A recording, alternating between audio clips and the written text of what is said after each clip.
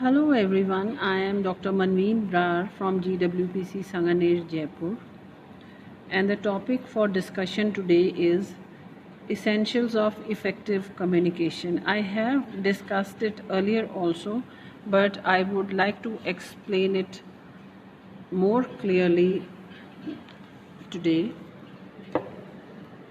So we begin by first of all just revising what is communication. Communication is actually the sum total of all the things a person does to create understanding in the minds of another. It involves a continuous process of telling, listening, and understanding. This is a very appropriate definition given by Louis Allen.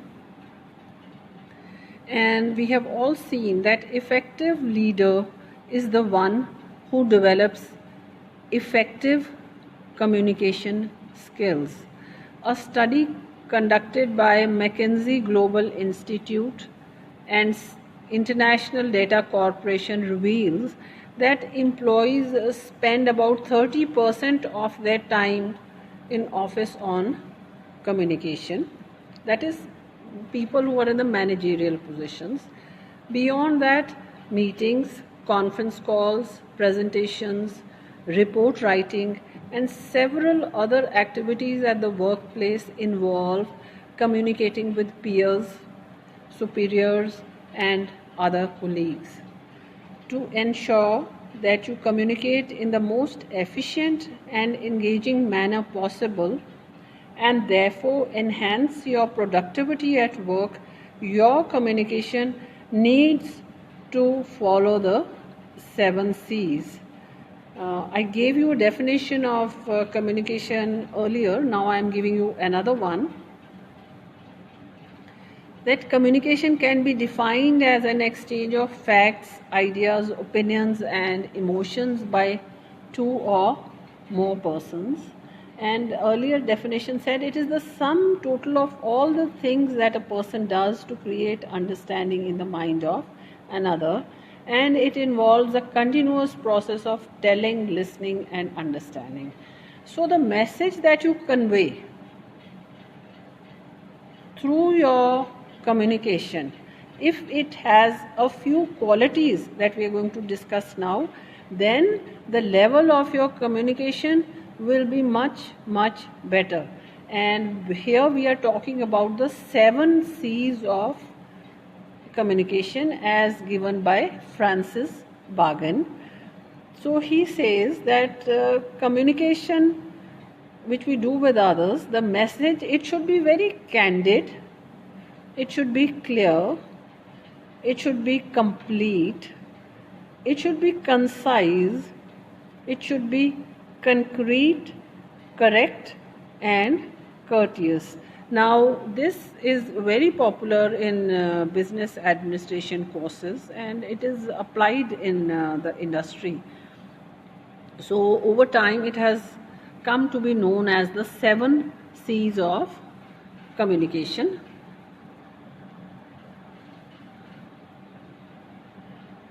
Now, what are these 7 C's? The first one is candid. The message to be communicated should not be confused, indirect, multivocal, or untrue. Make sure that the message is frank and straightforward.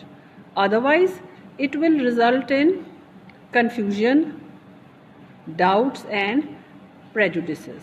So please make sure that your message is candid. Second is clear. The message to be communicated, whether oral or written, should be very clear.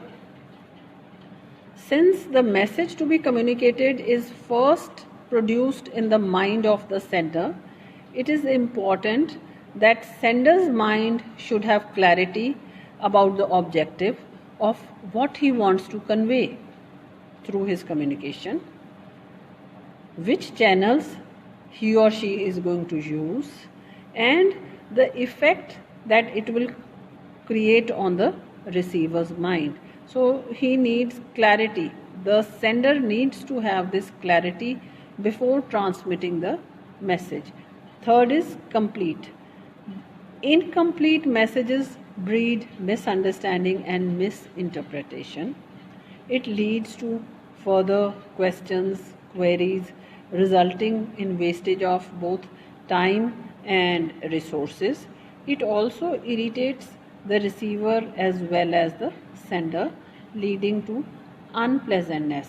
So, before transmitting the message, please make sure that it is complete regarding the venue, the timing.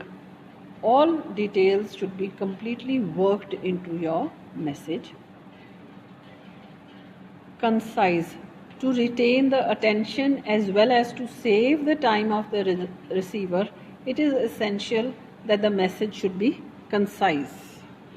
Conciseness means conveying the message in fewest words possible without sacrificing completeness and clarity. So, saying your message in the shortest possible time, shortest possible words is conciseness. Next, we come to concrete. The communicated message should be concrete and specific, not vague. Concrete expression creates specific visual images in the mind of the receiver, while vague messages confuse the receiver. So your message should be concrete and solid, not leaving any space for confusion. The message to be communicated should be correct in spelling. The correctness of the grammar, the format, the contents, and statistical information is very important. Incorrectness and inaccurate statements mislead the receiver, lower his confidence, and damage the image of the organization. Lastly, the 7C is courteous. Congenial, positive, and healthy communication environment is essential to ensure effective communication. Courtesy in the message as well as in manners plays an important role. While communicating, it is necessary that we should be considerate, compassionate, friendly, and most courteous.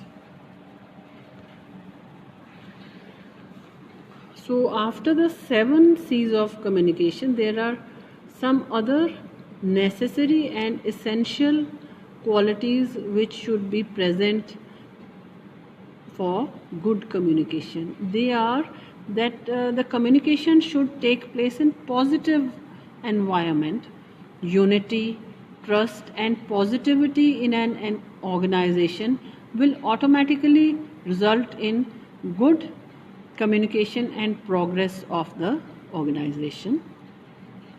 Two-way traffic, sound feedback system to overcome communication gaps is very important for good communication.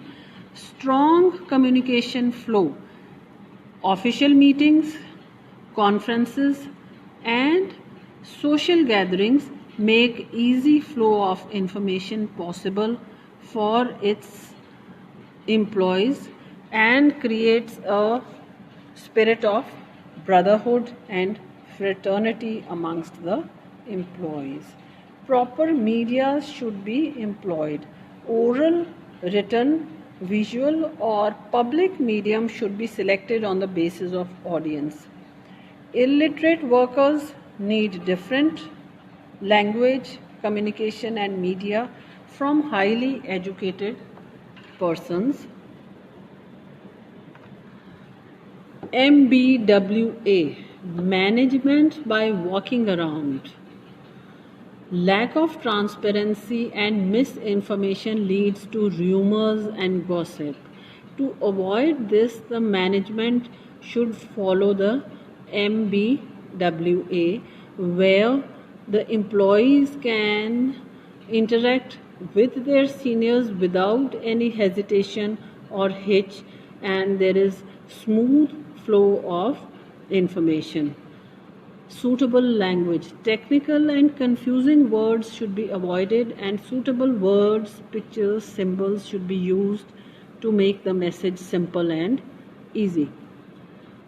Last but not the least, effective listening.